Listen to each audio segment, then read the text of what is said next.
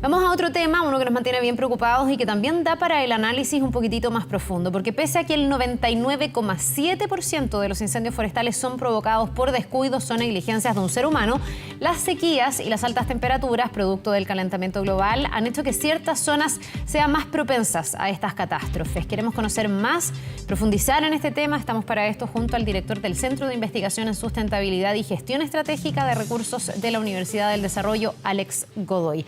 Muchísimas gracias por acompañarnos y bienvenido. Hola Carla, ¿cómo estás? Aquí se da como una ecuación súper nociva, tal como decíamos ahí en la presentación, porque siempre hemos tenido estos incendios que lamentablemente son causados por el hombre por negligencia o intencionalidad, pero ahora además en un escenario que pareciera ser mucho más propicio con el cambio climático, ¿no? Así es, o sea, lo que tú dices es lo correcto, o sea, en el 97, 99% usualmente una negligencia, ¿ya? Y eso es algo que nosotros hemos visto y que la ONEMI y todas las agencias de emergencia la tienen.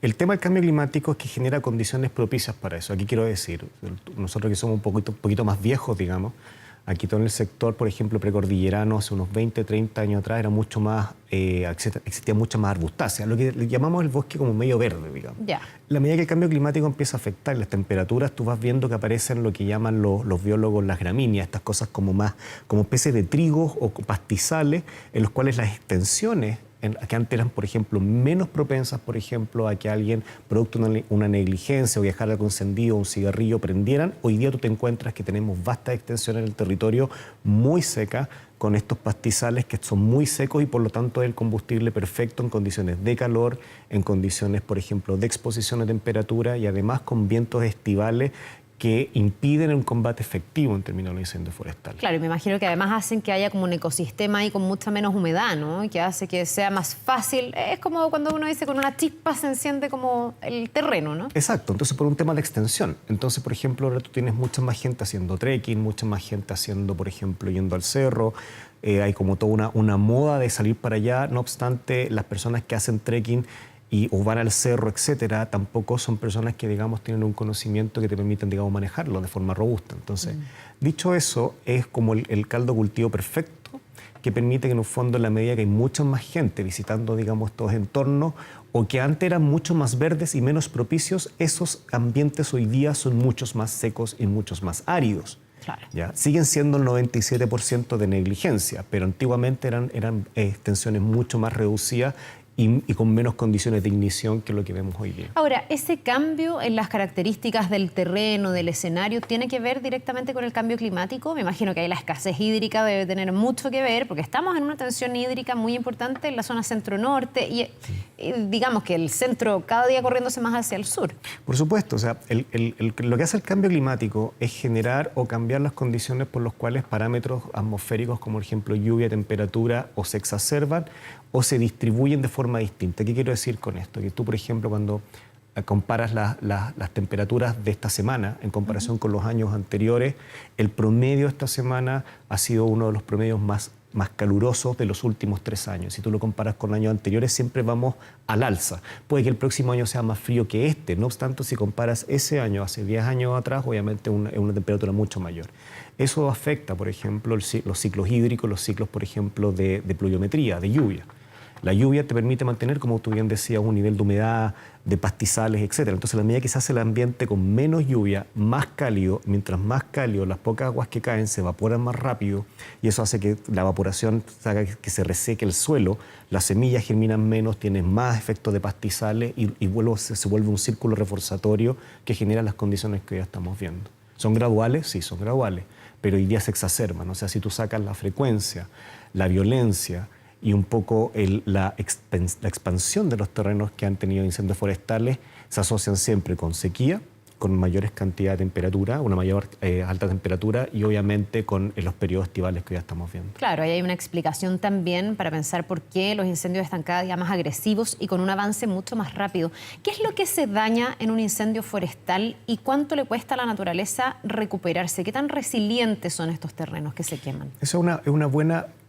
Tu pregunta es muy buena porque hay, en teoría, usualmente cuando ocurren los incendios, normalmente, por ejemplo, ahora tenemos mucho más vapor de agua en la atmósfera producto del cambio climático.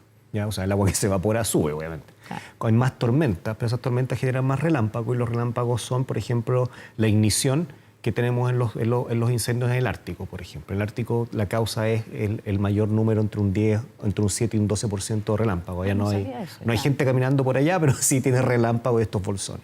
Acá es distinto, acá en un fondo es por acción principalmente humana.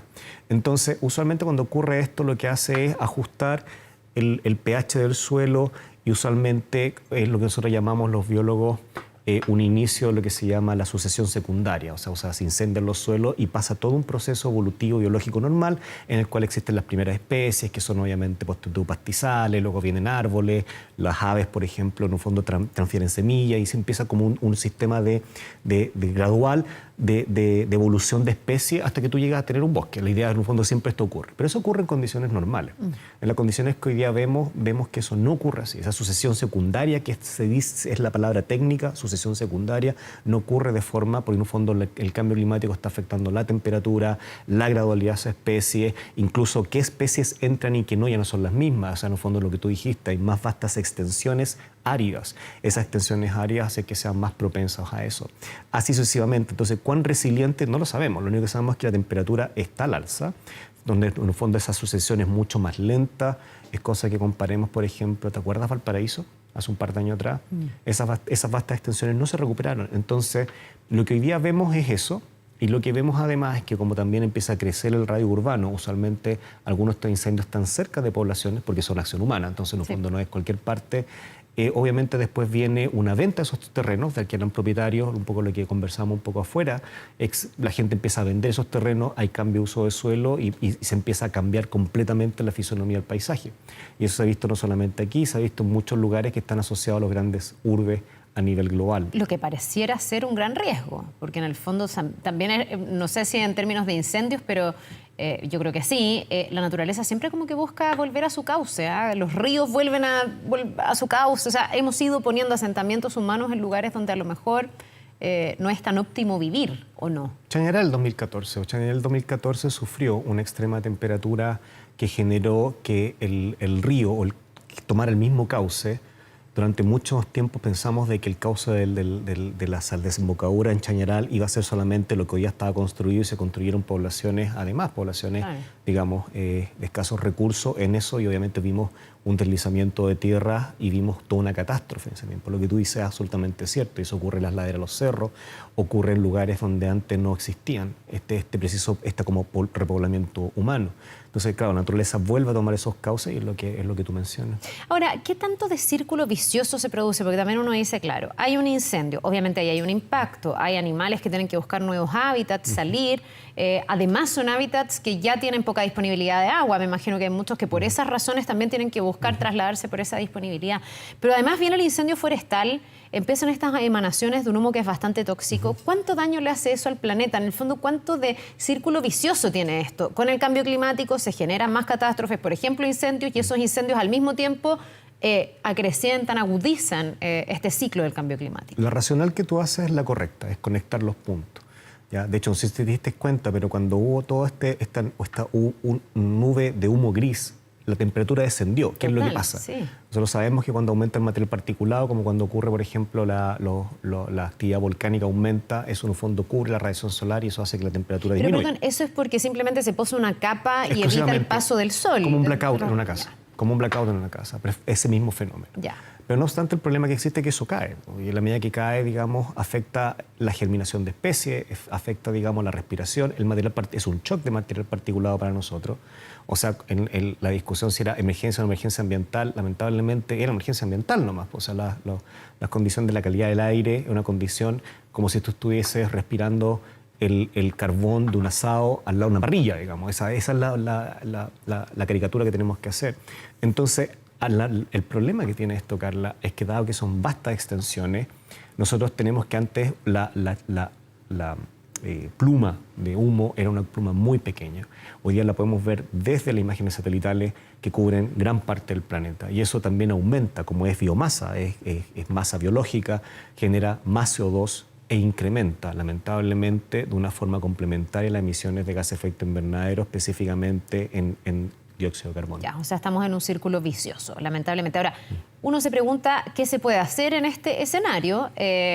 Me imagino que lo más inmediato es prevenir y tener una buena manipulación si es que uno hace vida al aire libre, no botar el cigarro. Eso lo decimos siempre. Llegamos a ser majaderos para tratar de evitar que se produzcan los incendios. Pero ¿hay algo más que se puede hacer en términos de planificación, de política contra el cambio climático que nos permitiera tener un escenario menos propicio para los incendios forestales? Fíjate que la política es una parte porque te permite condicionar, pero es que tenemos que llevarla a la acción. Cuando hablamos de la acción es que Chile tiene una política y tiene la ONEMI, ¿ya? Pero eso tenemos que llevarlo a una acción complementaria y eso es la reducción de vulnerabilidades. Por lo tanto, Chile lo que debiera hacer, lo que debiera tener ya, y de hecho se tiene, es un mapa actualizado año a año que correlacione los incrementos de temperatura, las olas de calor y los espacios de calor que le llamamos como los dry spells, como espacios secos, que te diga, por ejemplo, estas son las zonas como hotspot o puntos calientes en los cuales yo voy a tener riesgo.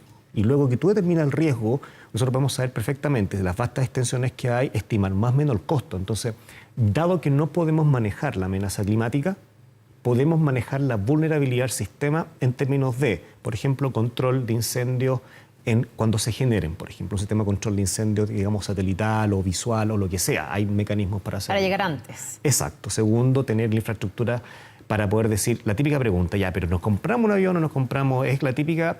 Bueno, yo creo que hay por lo menos que pensar en eso, digamos, y esos trade-offs tiene que pensarlo el gobierno y saber los costos que hay. A veces puedes tener todo el año un helicóptero parado ahí. No obstante, a lo mejor podría ser necesario hacerlo. Entonces, no es política, sino la implementación de esta para reducir la vulnerabilidad en términos de hacer mejor frente al incendio. Bien, pues ojalá que se recoja ese guante. Es bien inquietante saber que estamos en una situación de mayor vulnerabilidad. Me imagino que esto se cruza además con la educación que todos tenemos que tener en un escenario más propenso a los incendios, pero tomarle el peso, tomarle el peso para evitar ver esta pérdida muchas veces de vivienda, en vidas y también en extensión y en patrimonio natural que finalmente es de todo y todos deberíamos cuidar. Te queremos agradecer, Alex, por habernos acompañado esta Gracias mañana. a ti, Carla. Que te vaya muy bien, que tengas un buen día.